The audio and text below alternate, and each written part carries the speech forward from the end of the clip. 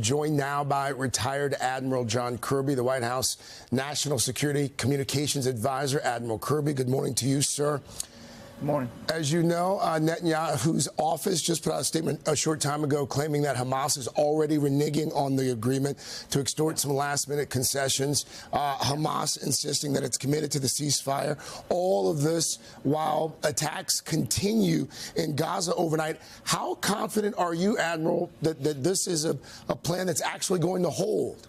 We're going to get there, Craig. We're aware of these issues that the Prime Minister has raised today, this afternoon, their time, and we're working through that. Our team on the ground is actually working with him and his team to iron all this out and flatten it and get it moving forward. Obviously, this has got to get approved by the Israeli government, and Prime Minister Netanyahu knows that, and he's working through that process as well.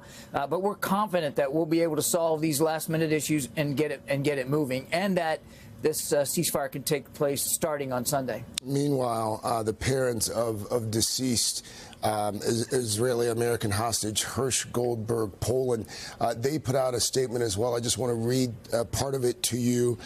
They welcome the deal. They also took issue with the timing of this deal, saying, in part, our beloved son Hersh and so many other innocent civilians should have been saved long ago by a deal like this one, especially since the framework for today's deal has been in place since May of 2024.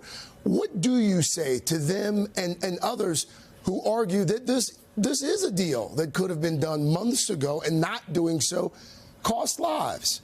We agree 100% with the Goldberg family and every other hostage family that feels the same way, because we feel exactly the same way. This is the deal that the president put on the table back in May, was endorsed by the international community, and time again, Hamas just kept throwing up obstacles and wasn't willing to negotiate in good faith. What changed was they're weaker now. They're more isolated now. They're in more trouble, and so they were willing to make a deal. But the families are right. This should have happened a long, long time ago. Frankly, the hostages shouldn't have been taken in the first place if Mr. Sinwar hadn't broken the ceasefire that actually did exist on the 6th of October. There are some who maintain that there's something else that got this deal over the line. As you probably know, President-elect Donald Trump's Mideast envoy has been working on this for weeks in conjunction with your administration. There was this tense meeting over the weekend, apparently, between the President-elect's envoy and Prime Minister Netanyahu, and President-elect Trump last week saying, quote, all hell will break loose if this doesn't get done before his inauguration. Why did it take the president-elect's involvement to get this over the finish line? What really got us to this point was the isolation and the weakening of Hamas. That's what really drove us to this point. But without question, the president-elect coming in after his election and saying he supported this deal certainly helped. There's no question about that. Look, I think we got to stop worrying about this whole credit business and who gets credit for what. There's plenty of credit to go around. The hostages don't care about who's claiming credit. The people in Gaza don't care. They just want the war to end, and the hostages just want to come home, and that's what this deal will do. Now, the next team is going to have to implement it, Craig.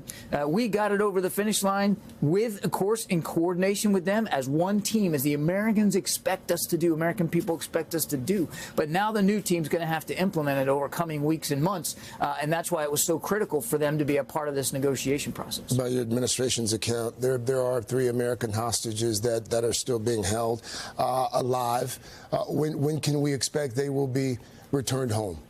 We do know that some of those Americans will be in this first tranche, Craig. The first tranche of hostages that will be released in this initial 6 weeks will be those that are elderly, sick, wounded, civilian women. And we know that there's a couple of Americans that qualify in that tranche, and so they'll be coming out. And we expect to get the rest of our Americans home in future tranches coming up. Are we talking days? Are we talking weeks? Well, we hope that if this implementation starts on Sunday as scheduled, that hostages will start coming out immediately. I couldn't give you a date certain for when the Americans will come out, but certainly there will be some Americans in this first tranche. Hey, thanks for watching. Don't miss the Today Show every weekday at 11 a.m. Eastern, 8 Pacific on our streaming channel, Today All Day. To watch, head to today.com/allday or click the link right here.